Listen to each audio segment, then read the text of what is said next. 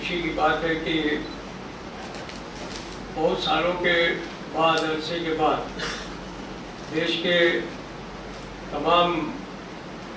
जो केंद्र सरकार के कर्मचारी हैं, जिनमें रेल, प्रतिरक्षा, पोस्टल,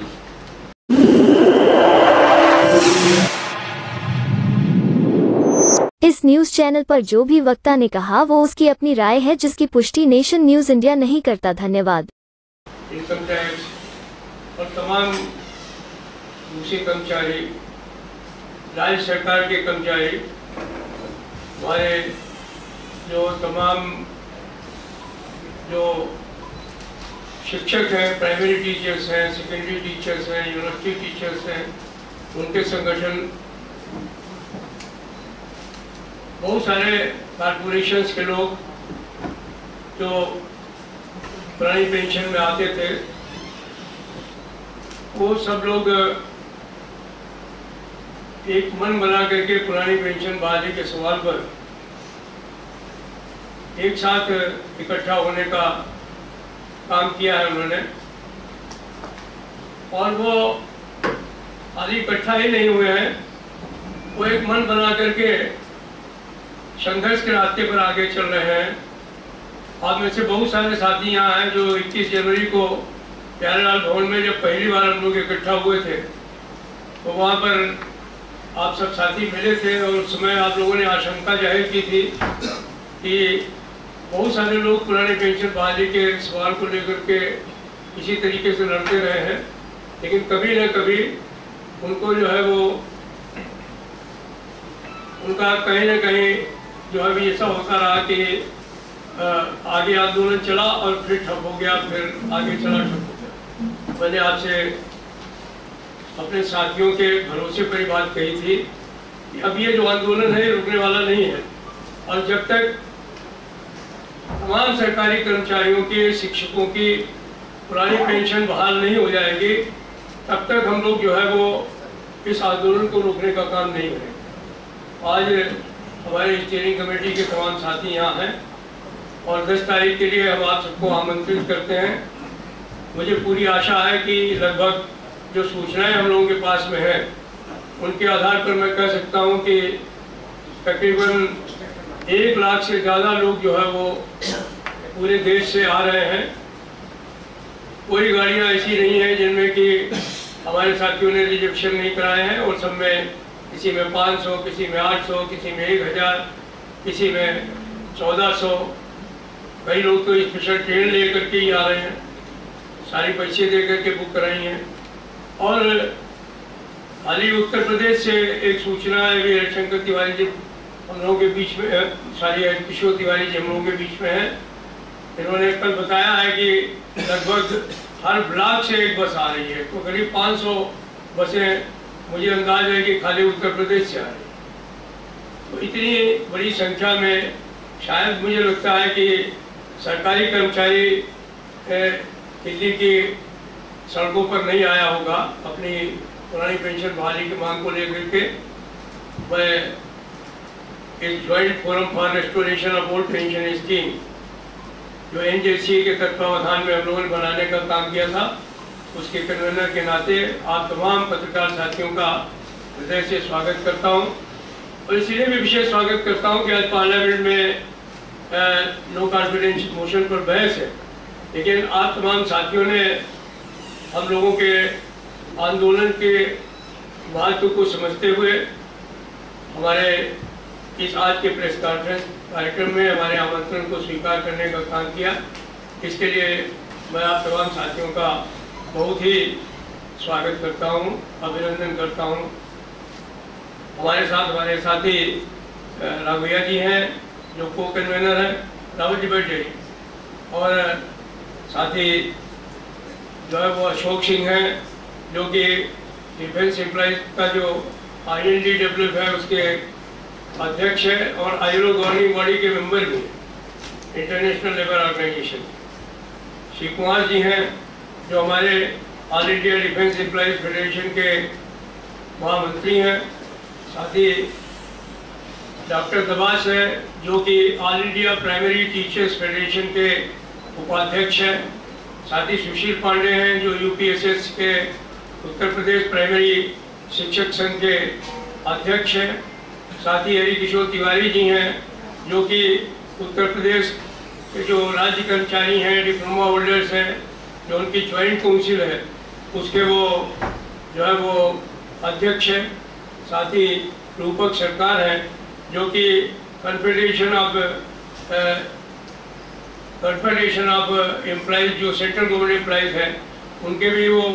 महामंत्री हैं, अध्यक्ष हैं सॉरी, और वो इनकम टैक्स एम्प्लॉइज फेडरेशन जो है उसके भी महामंत्री हैं। साथ ही एस.बी. यादव जी हम लोगों के साथ हैं जो कि अध्यक्ष हैं इस ऑर्गेनाइजेशन के CGW के, और साथ ही तापस बोस हैं जो ऑडिट अकाउंट्स के अध्यक्ष हैं हमारे बीच में। साथ ही जनार्दन मजूमदार भी हैं जो कि NFP के जो है वो महामंत्री हैं NFP के, और FNPO के महामंत्री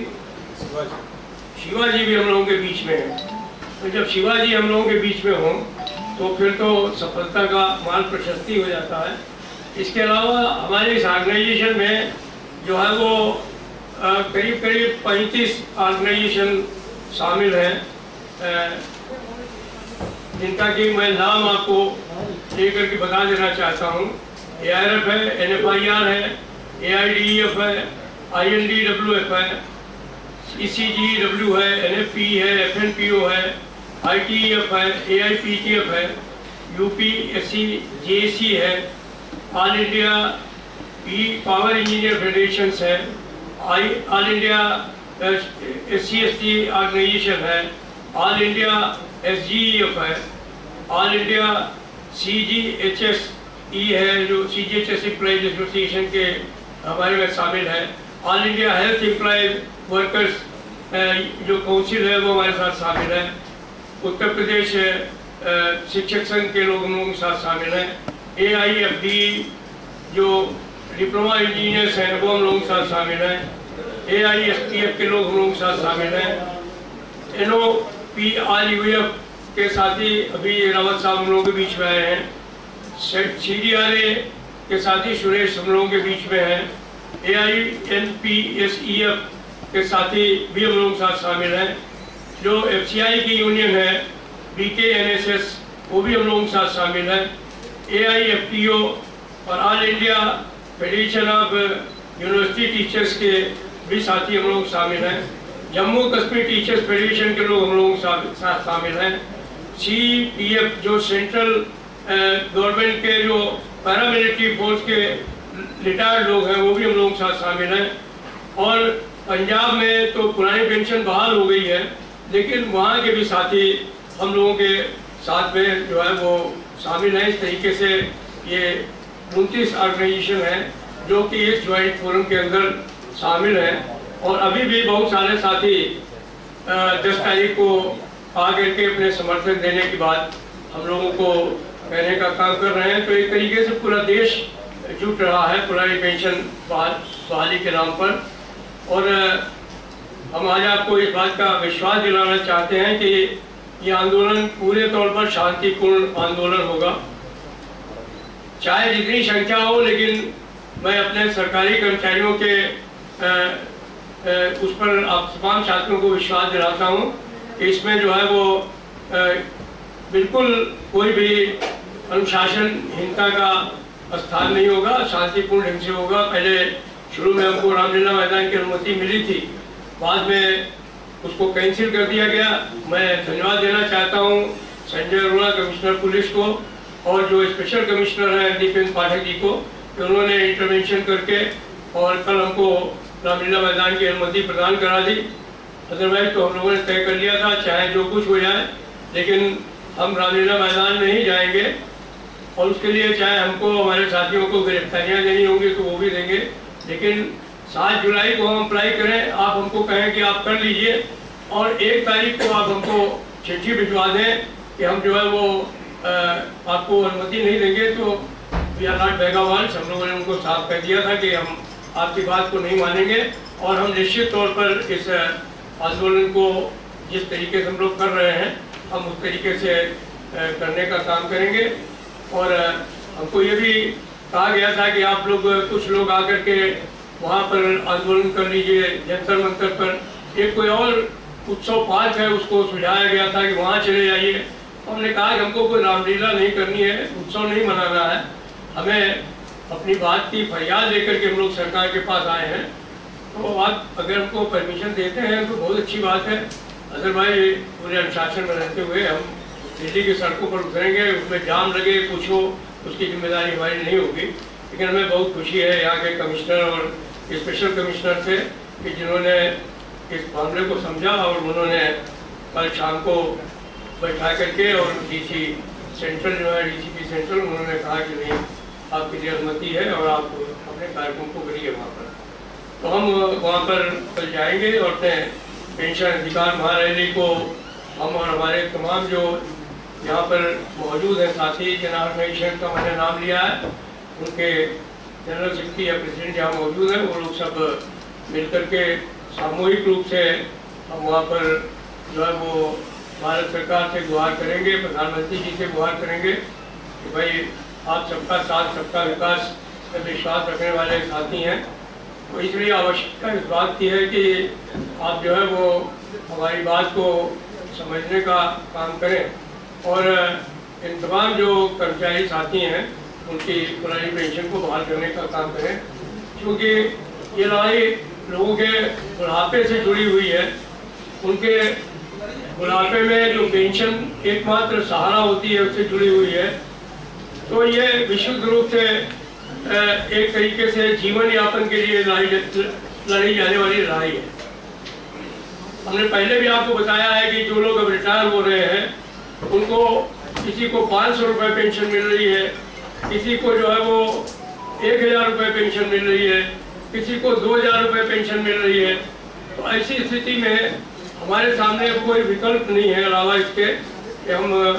इस पर संघर्ष करें। और हम इसीलिए शांतिपूर्ण तरीके से 21 जनवरी को हम लोगों ने अपने प्यारेलाल भवन में इस मीटिंग को करने के बाद, ज्वाइंट फोरम बनाने के बाद सारे जिलों पर प्रदर्शन किए, राज्यों पर प्रदर्शन किए, मशाल जुलूस निकाले। माननीय राष्ट्रपति जी को करीब 1,26,00,000 लोगों ने ऑनलाइन प्रतिवेदन भेजे और अब करीब 1 लाख लोग दिल्ली आ रहे हैं दस्तक देने के लिए कि हमारी पुरानी पेंशन को बहाल करो। हमारी तो माननीय प्रधानमंत्री जी से अपील होगी कि बहुत सारी बातें वो 15 अगस्त को लाल किले के प्राचीर से करते हैं, अगर वो वहाँ पर पुरानी पेंशन बहाल करने की बात कर दें या इस बात की गारंटी ले लें कि हम जो भी हमारे साथी हैं जो 1 जनवरी 2004 के बाद भर्ती हुए हैं, बच्चे और बच्चियाँ, उनके लिए आधी पेंशन की गारंटी लेते हैं, उनके आधी पेंशन की गारंटी लेते हुए उस पर डीएनएस अलाउंस की भी गारंटी लेते हैं। तो हमारा सरकार से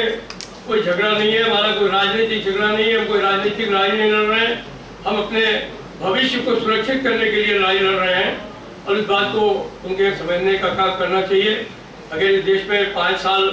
मेंबर पार्लियामेंट या एमएलए रहने के बाद उसको सरकारी खजाने से पेंशन मिल सकती है, तो जो 35 और 40 साल अपना खून पसीना बहा करके देश को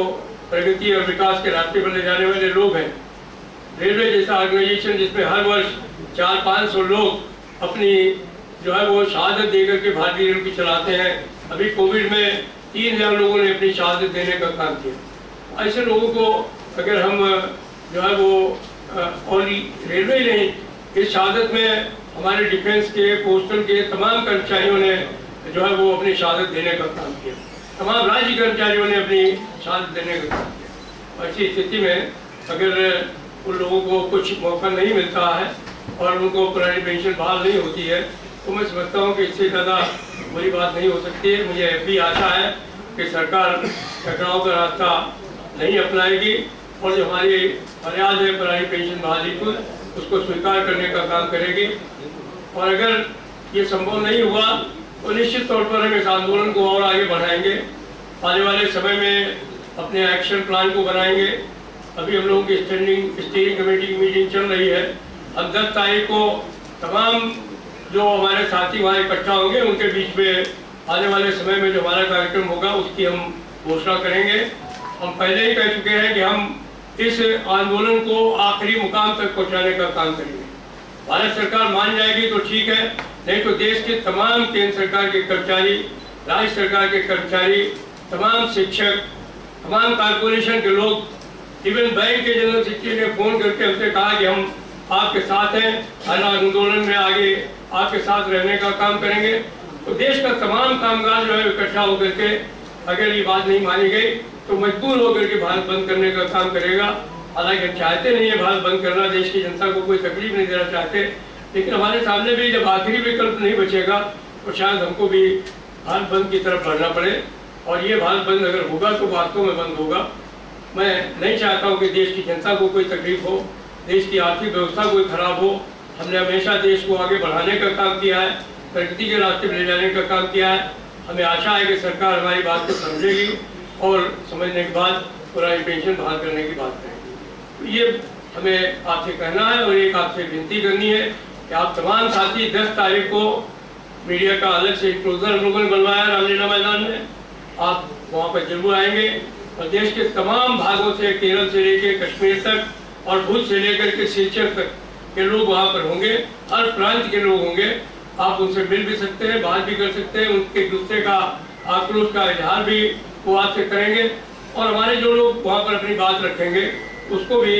आप जो है वो सुनने और समझने का काम करेंगे। हमारी बात को आप जो है भारत सरकार तक पहुँचाएँ, हमारे इस आंदोलन में सहयोग करें, यही प्रार्थना करता हुआ मैं राघवैया जी से निवेदन करूँगा कि वो भी आपको संक्षेप में संबोधित करने का काम करेंगे। साथी राघवैया।